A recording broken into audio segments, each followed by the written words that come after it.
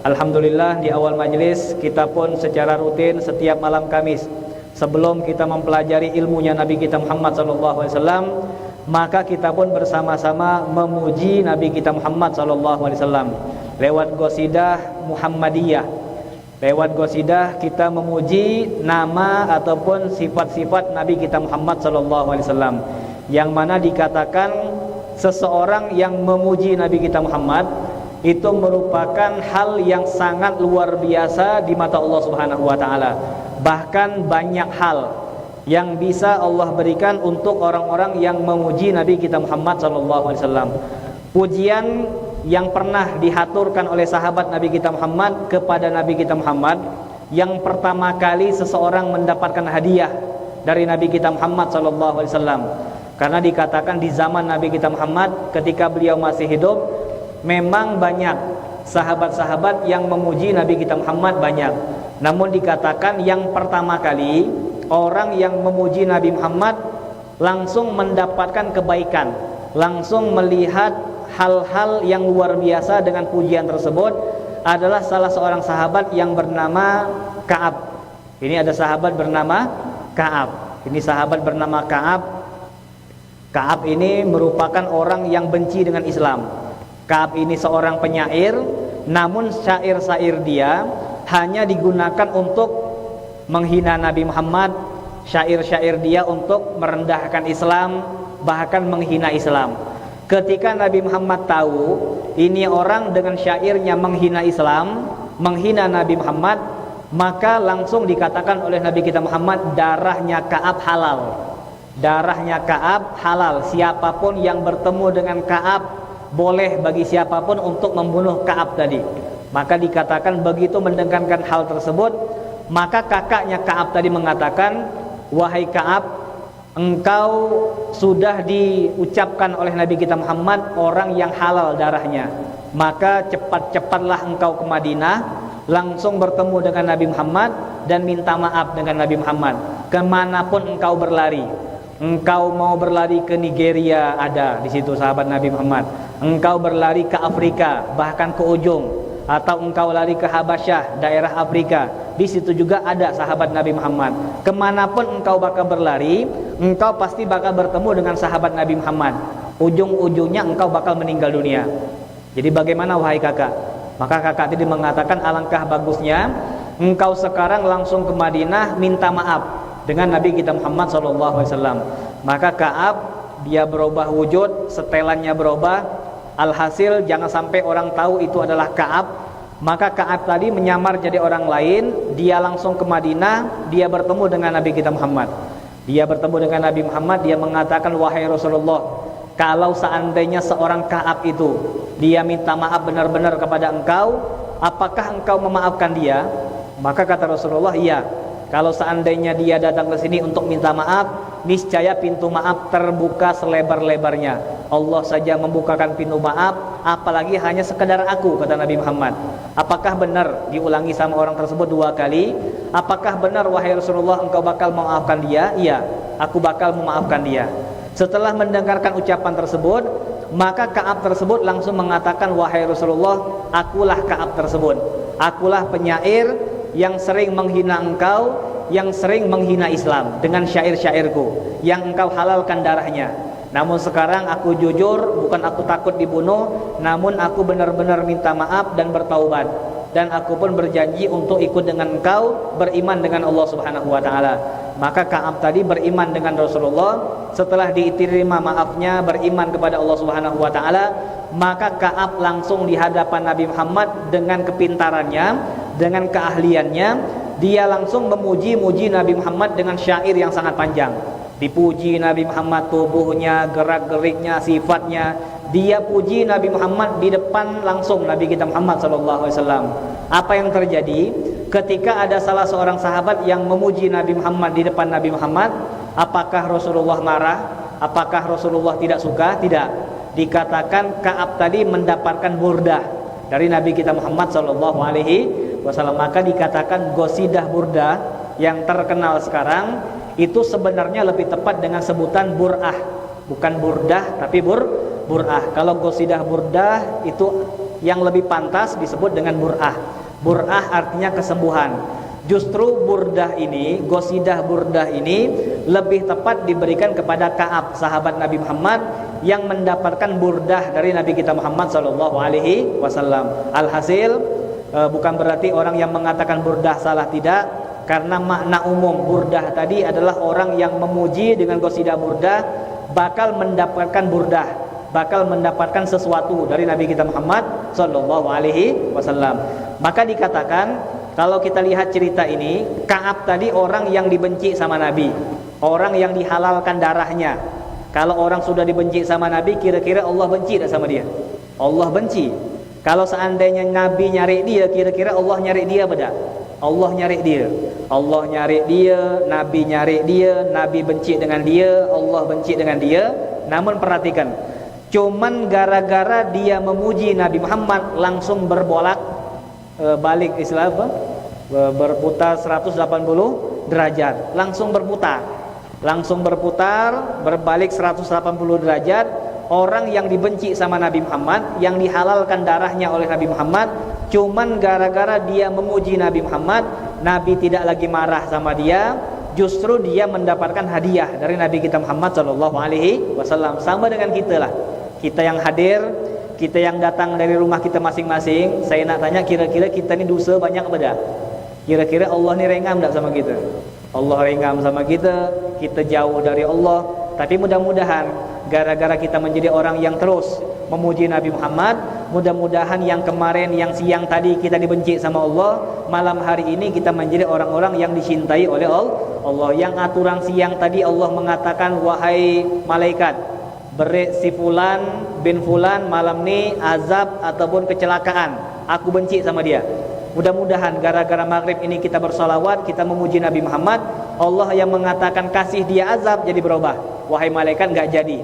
Jangan berikan azab, jangan berikan musibah, namun berikanlah kenikmatan, kesehatan, kesembuhan, kemudahan. Gara-gara apa? Gara-gara kita memuji Nabi kita Muhammad sallallahu alaihi wasallam. Mudah-mudahan di dunia kita terus memuji Nabi Muhammad, bahkan kelak di akhirat kita pun bakal bersama dengan Nabi kita Muhammad sallallahu alaihi wasallam. Al-muallif rahimallahu taala wa nafa'ana bihi fid dharain amin. Menyambung pelajaran kemarin dari kitab fikih, masih membahas seputar tentang sunnah qobliyah ba'diyah. Sunnah qobliyah ba'diyah ini merupakan sholat sunnah yang mengikuti sholat fardu. Ada qobliyah, ada ba'diyah, dan waktunya tidak terbatas. Kalau qobliyah waktunya sampai qomat atau sampai sholat fardu berlangsung. Misal kayak gini, antum berada di waktu zuhur, azan zuhur jam 12 misal, azan zuhur jam 12, antum baru berwudu, selesai berwudu antum salat sunnah qobliyah zuhur 2 rakaat, 4 rakaat.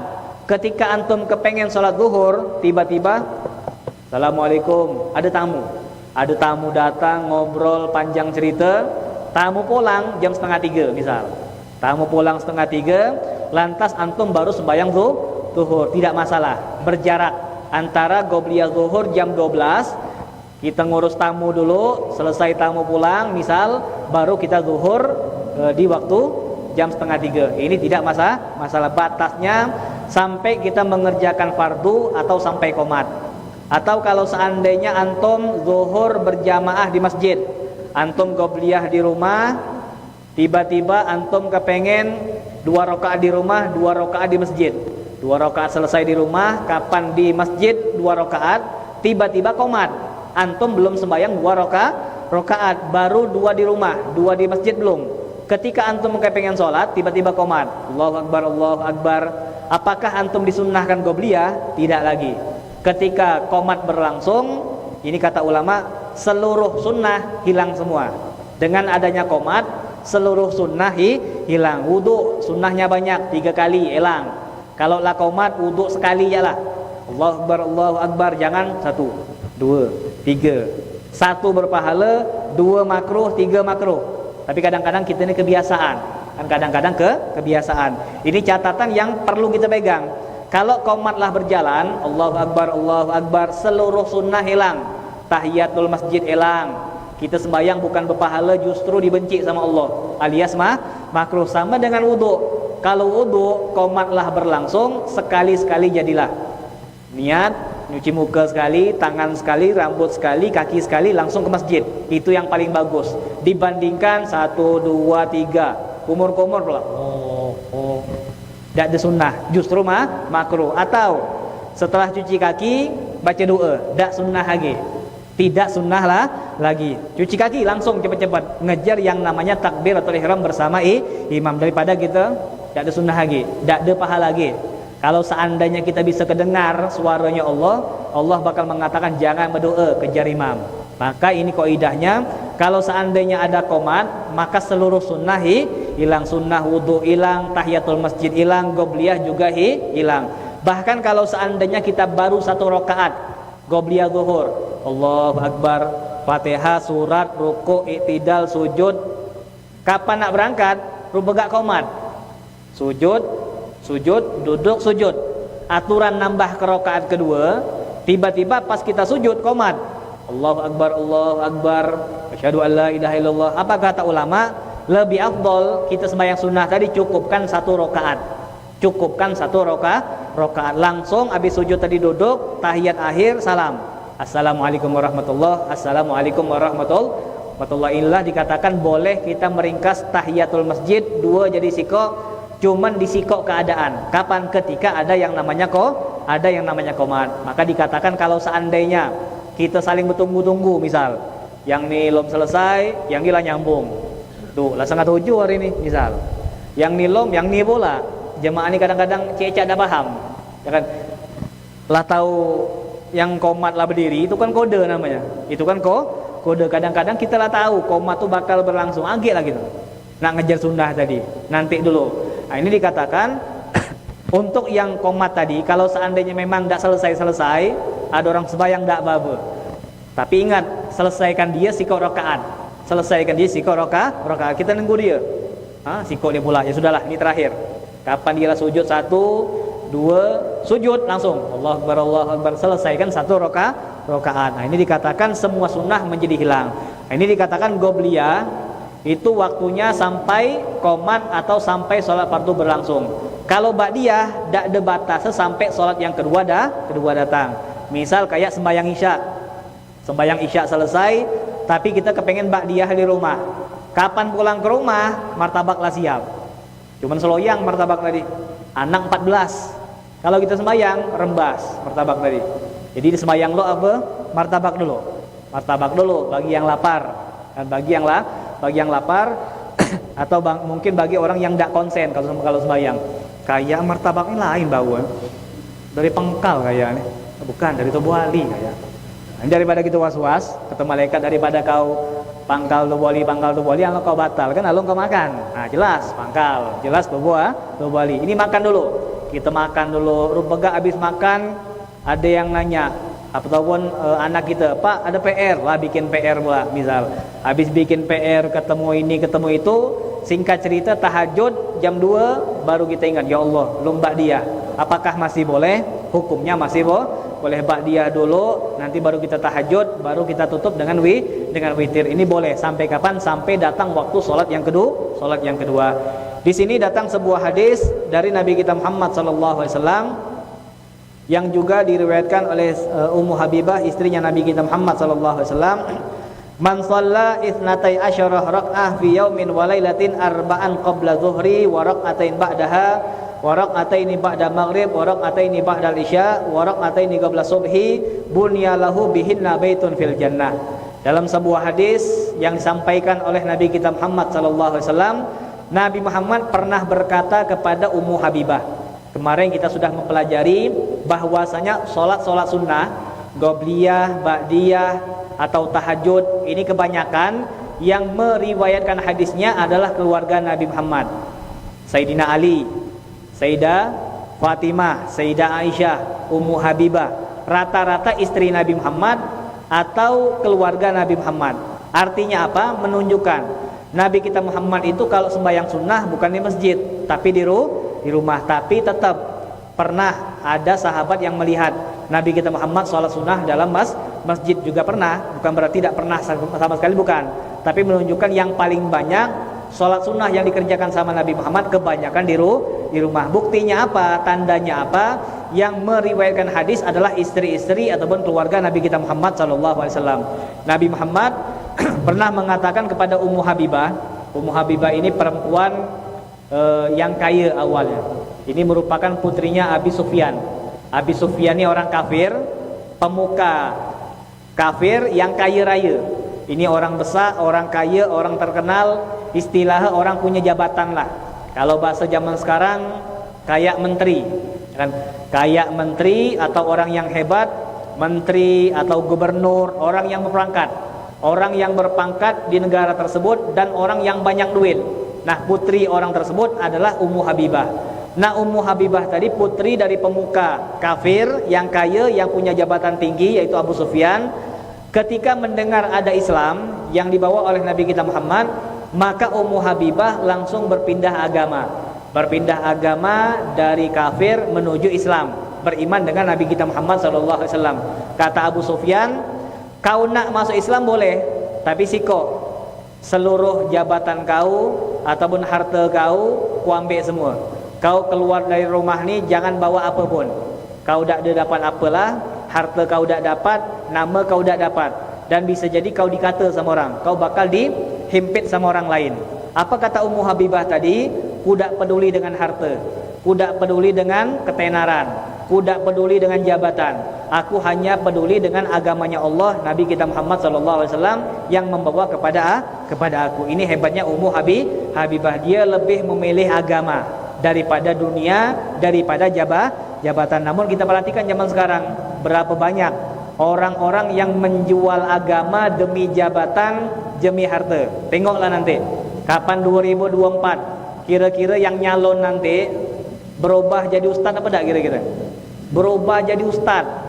Yang dulu ngata ustaz, sekarang dia yang ceramah. Yang dulu tak pernah sedekah, sekarang paling banyak sedekah. Ketua masjid, pengurus masjid, kira-kira jami ini nak dibeli ke tak kebas yang mati itu duit kau ni? Ini bukan jinggung. Oh, bolehlah Pak, nanti saya yang belikan, gampang. Tak pernah sedekah jadi ahli sedekah, tak pernah sabar jadi sabar, tak pernah ke masjid tiba-tiba ngambil tai cecak masjid dia. Ini orang yang nak kampanye, apa aja diperbuat sama dia. Dia bakal dekat dengan ustaz, ketemu dengan ustaz macam ni. Kapan ada majlis berfoto dia. Alhamdulillah, indahnya berkumpul dengan masyarakat. InsyaAllah, mudah-mudahan dengan bersatunya ulama dan pejabat, mentok bakal menuju mentok yang segala macam lah. Ini kita kan menjual agama demi jabatan, demi harta. Berbeda dengan Ummu Habibah tadi. Dia tinggalkan harta dia, jabatan dia untuk Nabi kita Muhammad SAW. Bahkan dikatakan setelah lahir anaknya Habibah tadi, maka dikatakan suaminya mikir, ini semenjak pindah agama Islam sudah miskin, dikata orang, dikata kawan, alang kesara hidup. Maka dikatakan di malam hari tersebut Ummu Habibah yang dikenal sang pemimpi Nabi Muhammad. Jadi beliau ini orang yang sering bermimpi, ya kan? Di malam hari dia bermimpi, tapi mimpinya benar semua, bagus semua. Di malam tersebut dia bermimpi suaminya pakai baju yang hancur lebur, baju yang borok. Di pagi hari tiba-tiba suaminya mengatakan, wahai Ummu Habibah, kaya Islam ni sara, alungku keluar dari agama Islam, ku nak keluar je lah, ku kesoi hidup sara ni, tak ada kayak dulu. Kalau dulu duit ada, disuka sama orang, dihormat sama orang, tapi kapan berpindah agama, orang-orang ngataku ninggalkanku. Maka apa kata Ummu Habibah? Kalau kau nak ninggalkan agama Islam, kita cerai. Kita cerai, kau cara kau, ku caraku. Ini kesabaran Ummu Habibah. Ditinggal ayahnya, keluarganya, hartanya, jabatannya, suaminya, namun masih kuat. Ini Ummu Habibah lantas mendapatkan kabar gembira dari Allah. Allah Subhanahu wa taala menikahkan Ummu Habibah dengan Nabi kita Muhammad. Ummu Habibah jauh di Habasyah. Di Habasyah, Nabi Muhammad di Madinah. Ini satu-satunya istri Nabi Muhammad yang dikawinkan sama Allah dengan jarak jauh. Yang lain dekat semua, langsung berhadapan. Tapi kalau Ummu Habibah jauh, Nabi Muhammad di mana, dia di kota lain, langsung dikawinkan sama Allah Subhanahu wa taala. Nah, Ummu Habibah pernah dikatakan oleh Nabi kita Muhammad, barang siapa yang sholat 12 rakaat dalam satu hari satu malam, Maksudnya 12 rakaat ini Qobliyah Ba'diyah. Barang siapa yang sholat 12 rakaat yang dirinci oleh Nabi Muhammad, 4 sebelum zuhur, 2 setelah zuhur, 2 rakaat setelah maghrib, 2 rakaat setelah isya, 2 rakaat sebelum subuh. Apa lagi kira-kira? 4 rakaat sebelum zuhur, 2 rakaat setelah zuhur, 2 rakaat setelah isya, 2 rakaat setelah maghrib, 2 rakaat setelah isya, 2 rakaat sebelum subuh. Yang ndak hafal gampang, tengok Facebook Alfredo nih, bakal diulang. Kalau saya ulang-ulang terus tambah serak suaranya. Hafal 4 rakaat sebelum zuhur, 2 rakaat setelah zuhur, 2 rakaat setelah maghrib, 2 rakaat setelah isya, 2 rakaat sebelum subuh. Itu yang pentol-pentolan, yang besar-besar pahala. Sebenarnya banyak. Ada Qobliyah asar, ada Qobliyah maghrib. Yang disebut ini yang pentol-pentol, yang pahala besar-besar. Itu jumlahnya ada 12. Barang siapa, kata Nabi Muhammad, yang mengerjakan 12 ini, hari ini 12, besok 12, besok 12, maka dia bakal dibangunkan rumah di surganya Allah Subhanahu wa taala. Ini penduduk surga, kata Nabi kita Muhammad sallallahu alaihi wasallam. Mendengarkan hal ini, apa kata Ummu Habibah? Azamtu ala nafsi alla atrukatul hayati. Aku berjanji, aku bernazar, aku tidak bakal meninggalkan 12 rakaat ini yang disebutkan sama Nabi kita Muhammad sallallahu alaihi wasallam. Lihatlah, ini istri Nabi Muhammad, orang yang lah jelas pasti masuk surganya Allah Subhanahu wa taala. Agak nak ngerjakan sembahyang sunnah. Sedangkan kita lah dapat jaminan apa dari Nabi Muhammad? Ibadah kita masing-masing. Hati kita ni kalau di Terawang lah kayak rumah hantu. Kita ni badan ya bagus, badan bagus, muka bersih, baju bersih. Tapi kalau kita nengok hati kita, kalau kita nak jujur, kira-kira hati kita ni terang apa dah? Banyak, ada hasud, ada iri. Nengok kawan senang, kira-kira senang apa dah kita? Kita ngobrol senang kawan, ya pakai musuh kita Islam, musuh kita Islam senang. Kalau musuh kita Islam senang, kira-kira hati kita senang apa dah? Yang sikok ni bisnis semaju mulai kita dongkol. Berarti hati kita busuk. Kalau di Terawang hati kita ni kayak rumah hantu. Jadi maka zaman sekarang ini tidak ada lagi hantu. Kan kita pernah tak perhatian? Lagi ada tak apa istilah? Hantu kope di Mentolnya. Itu yang bertemu kemarin. Tidak lagi kan? Kalau zaman dulu hantu kope ada, penanggal ada, apa ke? Kepala terbang, nuju, apa ke? Pocong atau segala macam lah. Sekarang tidak ada lagi. Ngapa je orang takut sama kita? Kalau dulu kita nengok hantu takut, kalau sekarang je orang nengok hati kita, gila hati dia. Ada sarang nih, ada sarang tuh. Nah, ini dikatakan kita ni tidak ada siapa-siapa, bukan siapa-siapa. Amal tak ada, hati macam ni, agak dak nak Qobliyah Ba'diyah, maka biasakanlah yang namanya Qobliyah Ba'diyah. Pertama memang sulit, tapi kerjakanlah Qobliyah maghrib, Qobliyah zuhur. Nah, di sini dikatakan menyambung dari pelajaran kemarin, datang sebuah hadis juga dari Ummu Habibah, istrinya Nabi kita Muhammad sallallahu alaihi wasallam. Di sini beliau mengatakan datang sebuah hadis yang dibawakan oleh suamiku Nabi kita Muhammad sallallahu alaihi wasallam. Beliau mengatakan, rahimallahu imra'an shalla qabla al-asri arba'an. Dalam sebuah hadis yang lain beliau mengatakan Allah Subhanahu wa taala merahmati, menyayangi orang yang qobliyah asar 4 rakaat. Nah, ini kan saya sebutkan tadi 12 rakaat tadi tidak termasuk 4 rakaat sebelum asar. Namun di hadis yang lain ada yang namanya sunnah qobliyah asar yang berjumlah 4 rakaat. Jadi kalau kita total semuanya qobliyah ba'diyah gampang sekali. Kalau qobliyah pasti ada. Yang pertama, kalau qobliyah pasti ada. Qobliyah isya ada. Qobliyah subuh jelas ada. Qobliyah zuhur ada. Qobliyah asar ada. Qobliyah maghrib ada apa tak kira-kira? Qobliyah maghrib. Nah, ini agak bingung kan? Yang bilang ada angkat tangan, yang bilang tidak ada angkat tangan, yang bingung turun ke tangan. Nah, ini dikatakan untuk qobliyah maghrib kadang-kadang kita agak bingung. Yang membuat kita bingung ini kadang-kadang orang sebelah kita. Orang sebelah ini maksudnya faham yang berbeda dengan kita. Kalau kita faham ahlu sunnah wal jamaah Imam Syafi'i, maka dikatakan faham ahlu sunnah wal jamaah ini dikatakan memang mengatakan sunnah qobliyah maghrib itu ada. Dalilnya ada dalam kitab ini dikatakan yustahabbu ayyusalliya raka'ataini khafifatain qabla salatil maghrib lama rawahul Bukhari. Agak sedap yang ini apa yang ini kira-kira? Bismillah. Sama aja. Paham kira-kira? Disunnahkan sholat 2 rakaat sebelum maghrib. Nah, ini dalam kitab ini dikatakan disunnahkan sholat 2 rakaat sebelum maghrib. Lama rawahul Bukhari, dalam riwayat Imam Bukhari. Jadi dalil qobliyah maghrib ini bukan dalil sembarangan, bukan dalil dhaif, bukan dalil yang lemah, bukan dalil sunnah dari Nabi kita Muhammad. Bahkan dalil ini bersumber dari kitab Imam Bukhari wa Muslim. Dalam Muslim juga, dalam 2 kitab yang sahih. Di Bukhari ada, di Muslim ada. Di Bukhari menjelaskan qobliyah maghrib, di Muslim juga menjelaskan qobliyah maghrib. An Anas radhiyallahu anhu qala kunna bil Madinah. Kata Sayyidina Anas bin Malik, kami di Madinah. Ini ceritanya di Madinah, di kota Nabi kita Muhammad sallallahu alaihi wasallam. Fa idza adzanal muadzin lis salatil maghrib. Perhatikan, kalau seandainya dikumandangkan azan maghrib, azan apa? Maghrib. Kalau dikumandangkan azan maghrib di Madinah, ibtadaru as-sawari. Dikatakan orang-orang yang senior, sahabat-sahabat yang senior, jorang berebut nyari tiang. Jadi dikatakan kalau kita perhatikan ulama-ulama, para habaib, termasuk sahabat-sahabat yang senior, jorang tuh ngecop tiang.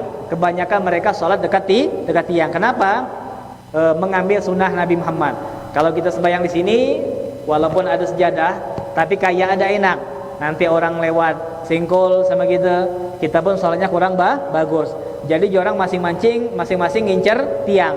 Jadi sembahyang di belakang tiang. Kalau ini tiang ini kita, orang nak lewat depan tiang tak apa-apa. Dia nak berjoget-joget lewat tak apa-apa. Ada tiang. Tapi kalau tak ada tiang, dia pun lewat singkul, akhirnya dia mutar.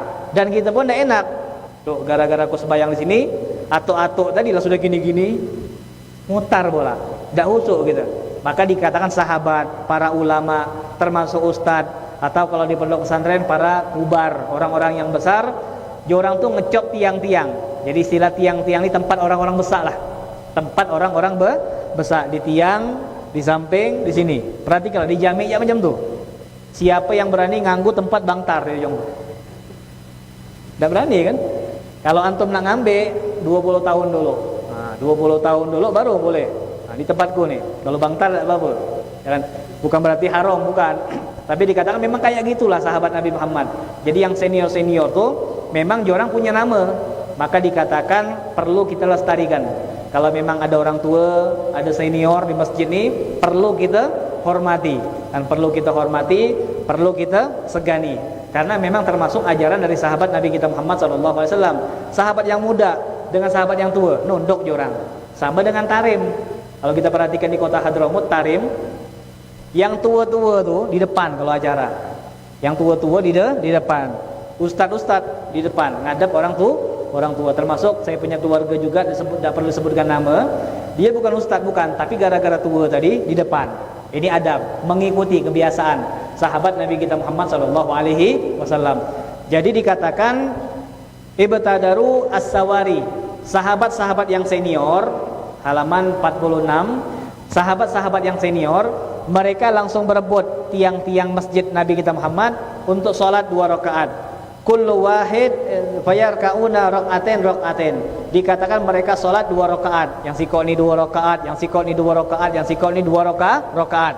Yang ini 2, yang ini 2, yang ini 2. Semuanya sholat 2 rakaat sebelum maghrib. Hatta innal ghariba la yadkhulul masjid fayahsibu anna sholata qad suliyat. Sampai-sampai dikatakan orang asing yang masuk ke masjid Nabi kita Muhammad, dia nyangka kalau seandainya maghrib itu lah selesai. Dia nyangka saking banyak yang qobliyah tadi, saking lama, saking banyak yang qobliyah tadi, dia nyangka maghrib lah selesai. Kan biasa kan ramai kan, orang ramai sembayang kan biasa kan, ini kan pemandangan ba'diyah maghrib. Dia nyangka maghrib lah selesai. Padahal maghrib belum dimulai. Apa artinya?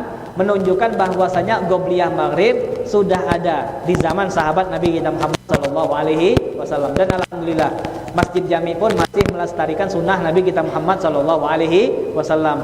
Dan kita bukan menyalahkan, bukan menyinggung orang habis qomat langsung sholat. Mereka punya kebiasaan beda, kita punya kebiasaan yang berbeda. Ambil contoh gampang biar kita tidak ada saling menyalahkan. Kita dengan Baitul, kalau di Baitul kira-kira qobliyah ada kan? Apakah mereka salah? Tidak salah. Mungkin yang demikian itu lebih bagus buat mereka. Kalau seandainya dirubah, bisa kacau mereka. Misal ada ketua baru, ketua baru tadi mengatakan mulai sekarang semenjak aku menjabat ketua, kita harus mengerjakan sunnah Nabi Muhammad qobliyah. Mau tak maulah yang nama pengikut kan ngikut juga. Ada yang qobliyah, yang dah. Akhirnya Masjid Baitul yang aturan rapi, yang datang aturan rapi, jadi kacau. Si kok ni protes, yang si kok ni nunggu, yang si kok ni segala macam. Nah akhirnya kacau. Maka dikatakan untuk mereka mungkin lebih bagus kayak gitu. Tapi kalau kita lebih bagus kayak pakai qobliyah. Pakai qobliyah aja agak ada yang terlambat. Itu gitu kan? Kita di Jami ni pakai qobliyah aja, pakai terlambat apa? Agak ada qobliyah. Mungkin yang sembahyang 7 orang mungkin. Habis qomat, habis azan qomat. La ilaha illallah. Allahu akbar. Kira-kira yang sembahyang berapa orang? Ada qobliyah aja bertunggu-tunggu, agak tutu lah orang. Nah ini dikatakan apalagi kita tidak ada nunggu orang. Jadi dikatakan nunggu orang kayak di Jami ini insyaallah pas buat kita, dan alhamdulillah kita pun mengerjakan sunnah dari Nabi kita Muhammad sallallahu alaihi wasallam, sama dengan qobliyah Jumat. Ini kemarin ada yang nanya sama kita, Ustadz, kalau seandainya Ustadz kemarin ceramah saya kemarin apa? Ada salah seorang sahabat yang bernama Sulek. Oke enggak ada? Bukan Sulek, tapi Sulek. Sulek Al-Ghatafani. Sulek Al-Ghatafani terlambat. Dia terlambat masuk ke masjid, lantas dia sembahyang 2 rakaat. Ada yang nanya sama saya, Ustadz, apa memang di zaman Nabi itu tidak ada yang terlambat, cuma Sulek sendiri? Maka saya jawab, memang di zaman Nabi Muhammad jarang sekali ada orang yang terlambat. Makanya Sulek tadi begitu dia terlambat langsung viral, langsung ditegur sama Nabi Muhammad sallallahu alaihi wasallam. Bukan berarti yang sikok ditegur, yang lain tidak ditegur, dah.